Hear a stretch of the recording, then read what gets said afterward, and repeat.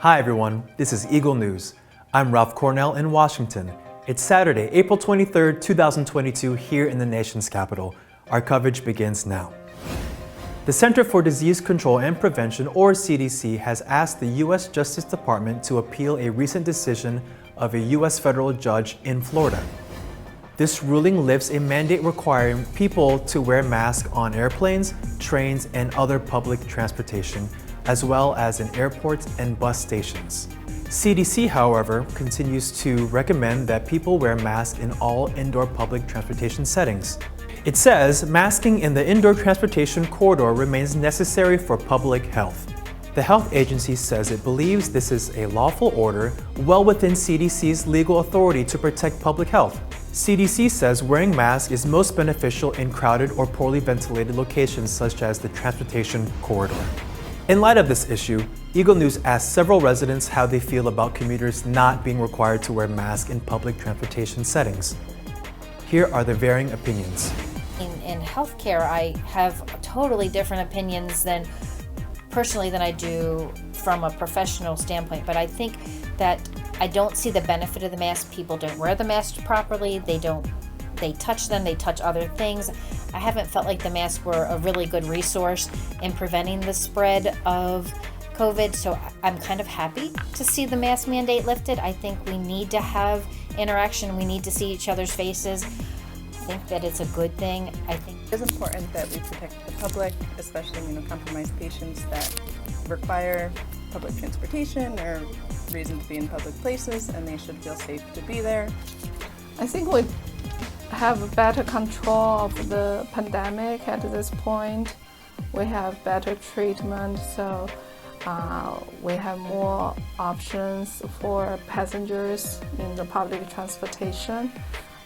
People have an option to wear or not to wear the mask, not make it a mandate. I've managed to avoid COVID for 2 years, and a lot of my friends got really sick. They had a lot of long-standing health conditions. A lot of my friends ended up in cardio wards, and I just don't want to take the risk. I'm a young guy. My health is pretty important. It was less than 30% people wore masks. There was a lot of people coughing on the flight, so if I have COVID, I will know why. I would say about 50% of the staff were wearing masks, but they were moving quickly in and out, so they weren't in anyone's face for any long period of time. One side of people want it, and some don't. I think some people got asthma, some people got chronic diseases, so we don't know how they can handle it. And me, I'm a healthy person, but it's harder to breathe with these masks on, so I'd rather say be safe and sorry. In other news, Nevada launches an affordable housing initiative. It is described as the largest single investment in housing in the state's history. Bureau Chief Anna Cui reports. Nevada Governor Steve Sisolak, joined by federal and state officials, rolled out the Home Means Nevada Housing Initiative Thursday in Las Vegas. This comes as the Southern Nevada housing market continues to rise as more people from more expensive areas relocate to the Silver State, especially here in Las Vegas. Home Means Nevada initiative will include $500 million from American Rescue Plan funds. Nevada lawmakers already approved the first $250 million last week. Here's Governor Sisolak talking about the program goals during his last State of the State address. That's why today I'm announcing Home Means Nevada initiative. It's a $500 million commitment to lower the cost of housing, help people stay in their homes, and create good paying jobs. The plan boosts housing construction and home ownership opportunities. It will help seniors retrofit their homes to lower their costs, improve their property, and stay where they want to be. State officials said that the initiative is the largest single investment in housing in the history of Nevada. Sisolak announced that the state is ready to begin accepting applications for new projects and encourage partnership with developers to turn these fundings into housing units. Behind me is one of the projects that has started. It is a 195 housing unit for seniors, which is reported to rent out starting at about $800 a month when the project is completed in 2023. The average rent for a one-bedroom apartment here in Las Vegas is currently at $1,250, according to the rental platform Zumper. This is a 26% increase compared to last year. According to Las Vegas realtors, the median sale price of previously owned single-family homes increased to $460,000 last month, which is up 5% from January and up 26.7% from the prior year. Anna Cui, Eagle News, Las Vegas, Nevada. Thanks, Anna. Cameroonian nationals residing in the U.S. may receive temporary protected status for up to a year and a half due to the extreme violence brought about by the armed conflict in Cameroon. Rose Papa Angeles has the details. The U.S. Department of Homeland Security, or DHS, announces the designation of Cameroon for Temporary Protective Status, or TPS, for 18 months. Only individuals who are already residing in the United States as of April 14, 2022 will be eligible for TPS. DHS Secretary Alejandro N. Mayorkas says the United States recognizes the ongoing armed conflict in Cameroon and will provide temporary protection to Cameroonian nationals currently residing in the U.S. Mayorkas says those who cannot safely return due to the extreme violence perpetrated by government forces and armed separatists and a rise in attacks led by Boko Haram will be able to remain and work in the United States until conditions in their home country improve. A country may be designated for TPS when conditions in the country fall into one or more of the three statutory bases for designation. 1. Ongoing armed conflict. 2. Environmental disaster. Or 3. Extraordinary and temporary conditions. The conditions for Cameroon result from the extreme violence between government forces and armed separatists and a significant rise in attacks from Boko Haram, the combination of which has triggered a humanitarian crisis. Extreme violence and the widespread destruction of civilian infrastructure have led to economic instability, food insecurity, and several 100,000 displaced Cameroonians without access to schools, hospitals, and other critical services. Cameroonian TPS applicants must meet all eligibility requirements and undergo security and background checks. Rose Papa Angeles, Eagle News, Washington, D.C. Thanks, Rose. In Pennsylvania, the first case of avian flu in domestic poultry has been detected in Lancaster County. To tell us more, we have Bureau Chief Myla Simbulan. The Pennsylvania Department of Agriculture confirms the state's first positive case of highly pathogenic avian influenza, or HPAI, in domestic poultry. It was discovered in a flock of commercial layer chickens on a Lancaster County poultry farm. A state and federal interagency task force response plan is underway. This includes education and public outreach and minimizing risk factors, though strict biosecurity measures and continued surveillance, testing, and management. While there is no risk to the public and poultry and eggs are safe to eat, if cooked properly, HPAI is highly infectious and can be fatal to domestic birds, which includes chickens, ducks, geese, quail, pheasants, guinea fowl, and turkeys. Detection. The department has activated our response plan and placed a quarantine on the farm and all commercial poultry facilities within a 10-kilometer radius of the infected flock in order to protect Pennsylvania's $7.1 billion poultry industry. According to the U.S. Centers for Disease Control and Prevention, avian influenza detections do not present an immediate public concern. No human cases of avian influenza viruses have been detected in the United States. Myla Simbulan, Eagle News, Swarthmore, Pennsylvania. 3 Mondays from now, the Philippines will be electing its new set of leaders. Voters include those outside the country. Here in the United States, mail-in ballots have been sent to absentee voters. Consul General Irek Arribas in D.C. couldn't stress more the importance of accomplishing the ballots and sending them back sooner than later. Here's Jeff Sanidad with an exclusive interview. Exercise your right to nation building. That's the call of the Philippine Consul General in Washington, D.C. to overseas voters for the nearing Philippine national elections. Well, this is their opportunity to be part of nation building. They have the constitutional right to choose the leaders of the country, so let's exercise that right. Embassy officials did acknowledge a delay in receiving unaccomplished ballots. They say, however, there is time for Filipinos abroad to cast their vote. Consul General Eric Arribas asked overseas Filipinos that once they receive the ballots to waste no time, accomplish them right away and mail them back or drop them off at the embassy nearest you.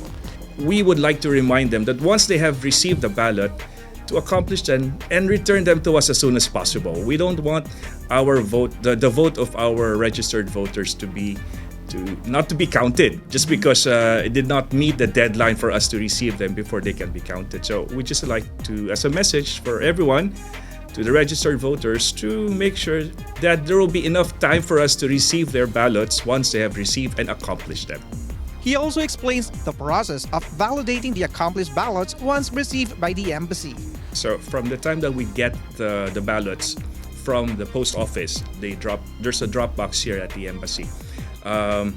There's a special group of election officers which would inspect the ballot envelope to make sure that that ballot corresponds to the name of a registered voter, which is included in the list of certified overseas voters, or the certified list of voters, or CLOV, which was sent to us by COMELEC, to make sure that there's integrity in the ballot that we have received.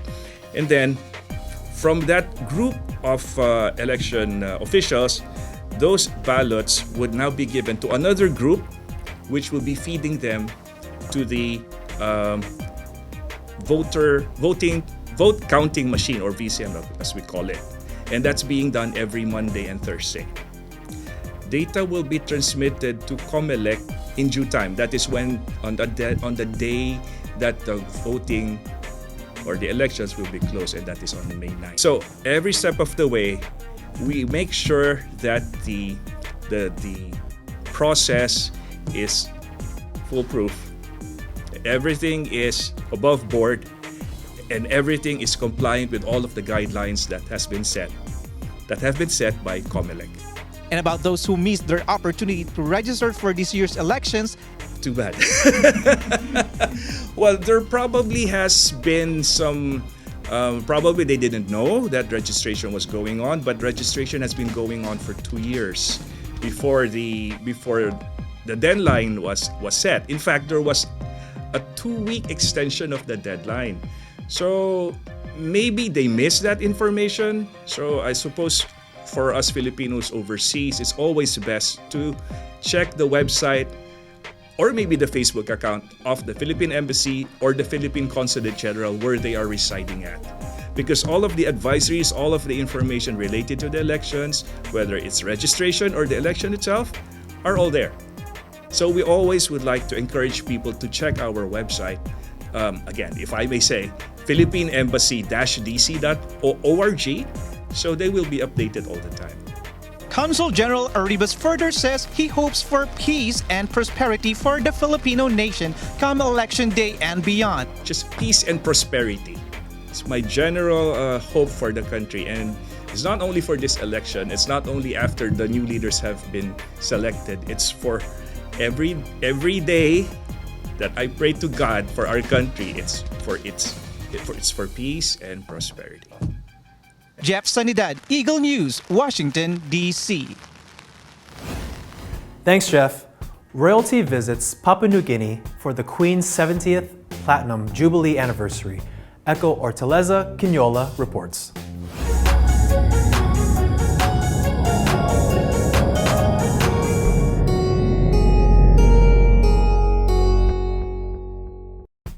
British Majesty Queen Elizabeth II and Prince Philip's only daughter, Princess Anna Elizabeth Alice Lewis, had a 3-day tour in the capital city of Papua New Guinea. Her Royal Highness Princess Anne, together with her husband, Vice Admiral Sir Timothy Lawrence, visit the country to commemorate the Queen's 70th Platinum Jubilee Anniversary.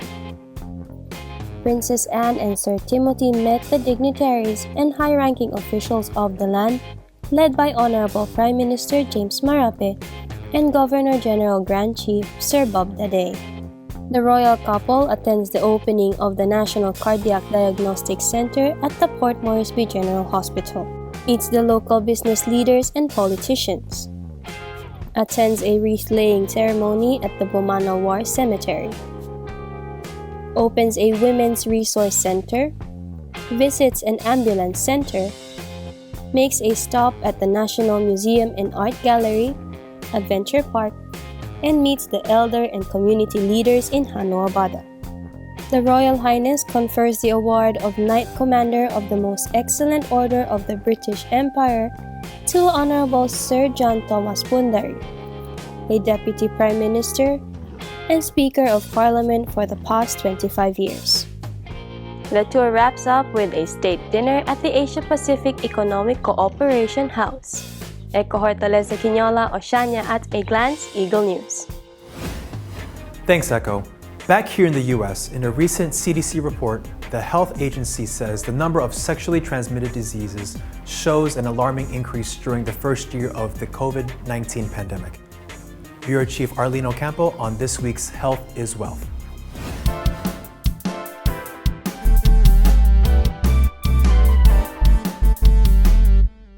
According to new data published by the Centers for Disease Control and Prevention, or CDC, reported cases of gonorrhea, syphilis, and congenital syphilis in the United States have surpassed 2019 levels. Reported cases of gonorrhea and primary and secondary, or PNS, of syphilis were up 10% and 7% respectively. Syphilis among newborns, or congenital syphilis, also increased, with reported cases up nearly 15% from 2019.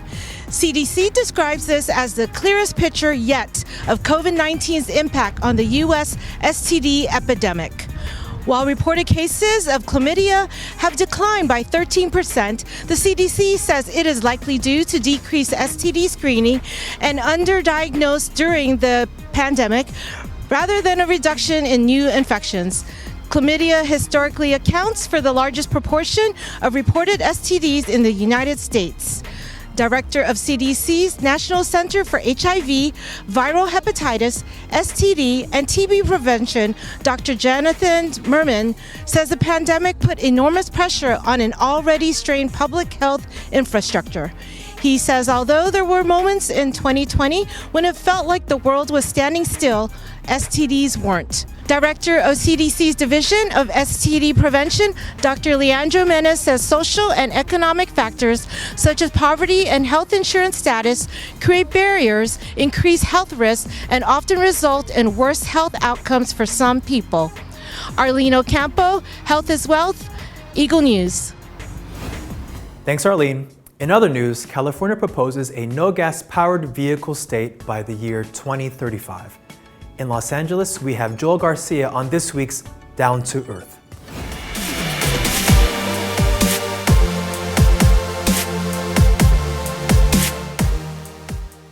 California lawmakers want people in the Golden State to get a breath of fresh air. That's something that's been harder to do in the state in recent years. Although residents still see blue skies, clouds, and the occasional downpour of rain, the air quality borders on dangerous. The American Lung Association says 9 out of 10 Californians live in areas with unhealthy air quality. And what's even more frightening, 7 out of 10 of America's smoggiest cities are in California as well. A major source of that pollution is cars and trucks. That's prompted the state to propose getting rid of gas-powered vehicles by 2035.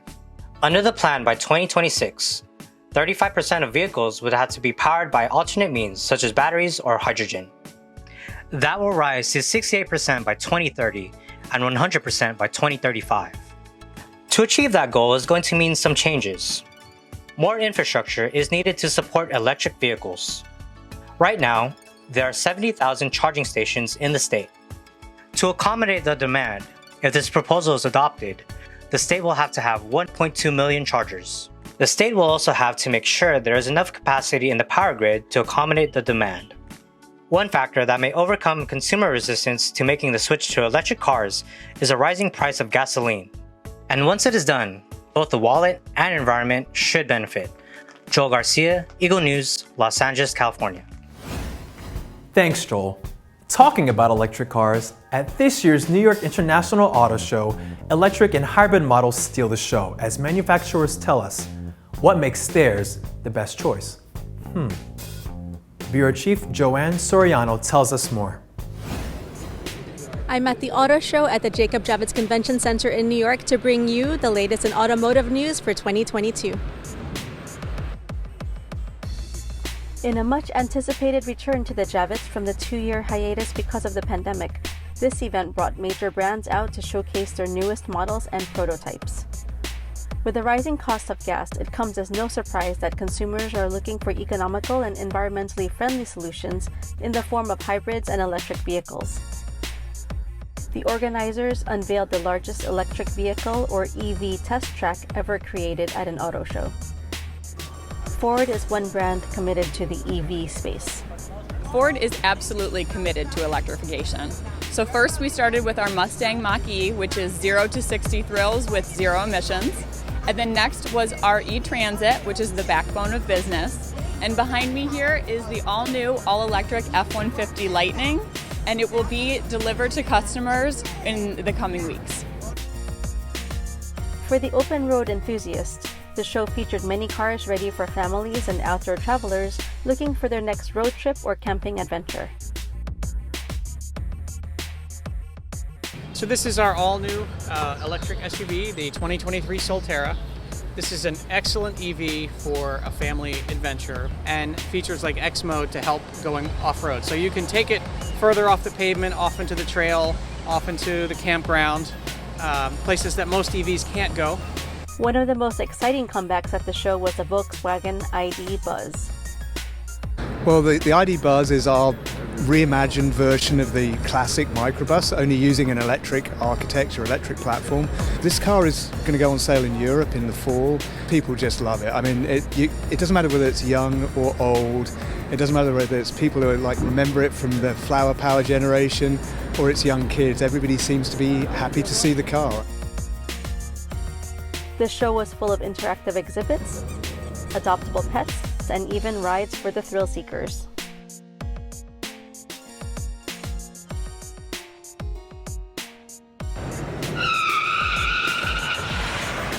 The auto show runs through April 24. Joanne Soriano, Eagle News, New York, New York.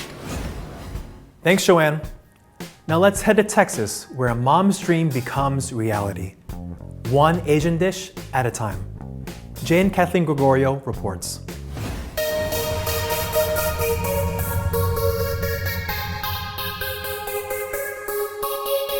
We're here at Hom Hom Cafe in Corpus Christi, Texas, where we discover how a mom fulfilled her dream of building her own restaurant, an Asian fusion cilantro-themed eatery inspired by her son. Hi, I'm Jessica. I'm the owner and executive chef here at Hom Hom Cafe. Hom Hom means cilantro in Laotian. It's a nickname that was given to my son by his family from Laos. After working almost every job in the restaurant field for more than 15 years, Jessica Lemos decided it was time to spread her wings and start her own dream restaurant. Despite the challenges of the pandemic, Hom Hom Cafe opened its doors in 2021 with a strong outpouring of support from the community. Using original Southeast Asian recipes taught to her by family members, Jessica brings to the table both traditional flavors as well as her own unique twist. Cilantro is prominent in the cuisine, and I thought that it was cute and it all just kind of came together. We serve a variety of Asian cuisine, but we specialize in the Thai and Laos dishes. Pho, curry, ramen. I think the thing that we're most proud of is our chicken wings. They're jumbo Asian marinated wings. We cook them from fresh, so it takes a little while, but I promise it's worth the wait. So my son Zeke, he inspired the entire restaurant, the menu, the cuisine, the drinks, but he's not just the inspiration for the restaurant, he's also my best customer. Hi, my name is Zeke Tongsawan, and we're here at Hom Hom Cafe. And the wide variety of drinks we have here of the tea are bubble tea, taro, butterfly, and hibiscus. And then we have a very big selection of dishes here, but my favorite dish here and a key factor here are the chicken wings. What are we looking at now? We have the signature wings. But they do look super crisp, so I expect a good flavor. First, a flavor and crispy goodness.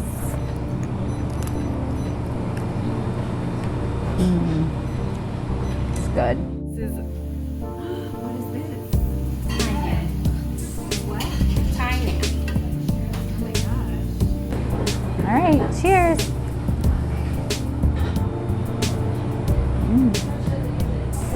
Is it called the hum hum? Because it's giving its name justice. This is called the Thai nap, but yeah, it's full of cilantro. Oh my goodness, it's yummy.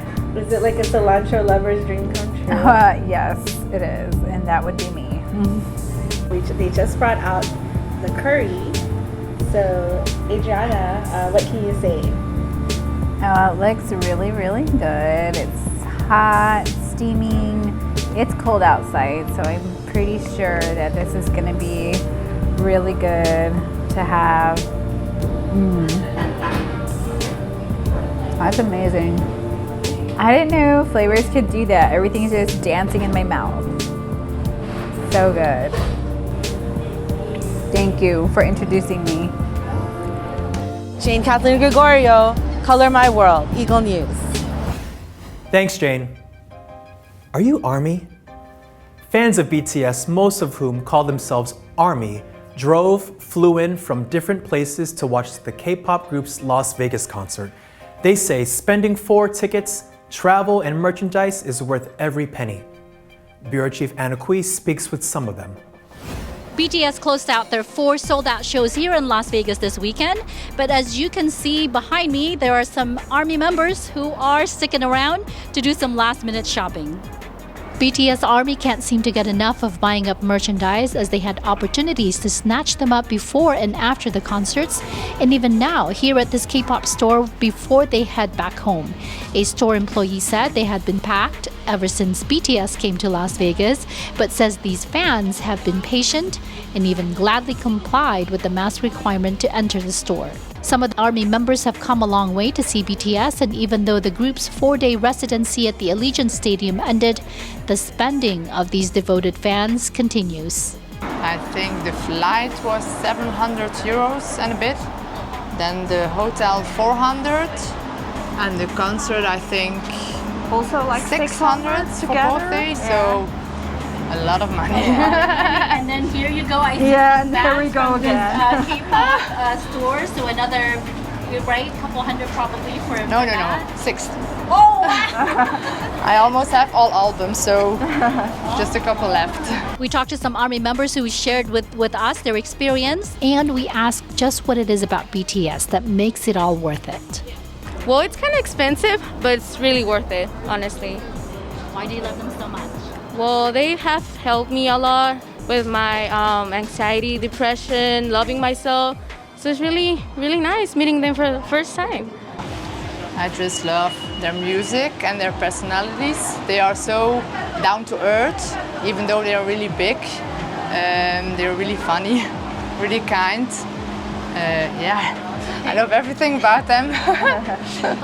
The music is so amazing, and realmente me ayudaron mucho también para amarme a mí misma, because I never experienced the love myself, and when I met BTS, I really love myself. What would you say to them if they were to see them? Oh, I love you guys so much. You're really nice, honestly, and you're really handsome. Oh, don't ask that. I'm gonna start crying then. 사랑해.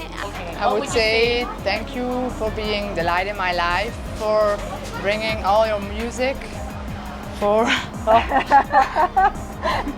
Anna Kui, Eagle News, Las Vegas, Nevada. Thanks, Anna. Now, before I let you go, let's first join our very own Michael Hudson, who made a trip all the way to Vancouver, Washington, just to discover what the scoop there is all about. Mike? With me here is the cookies and worms, one of the most salivating things on this ice cream bar's menu here in Vancouver, Washington. We're here at the Yard Milkshake Bar.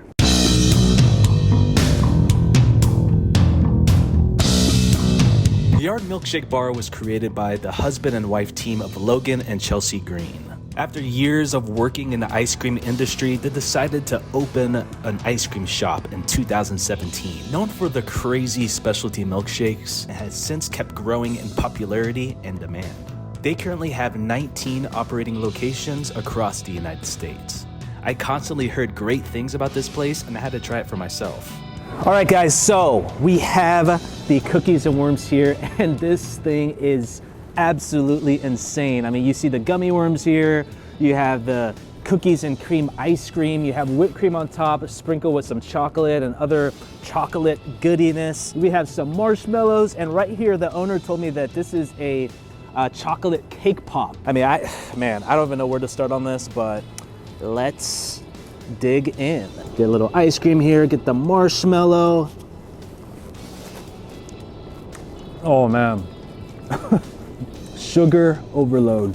This actually, you know what? Let's do the gummy worm part now. Oh wow.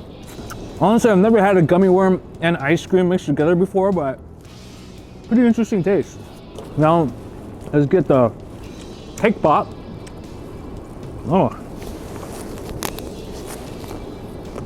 Oh man. Wow. That is, I mean, I can tell there's a lot of sugar, but whew, man, bomb.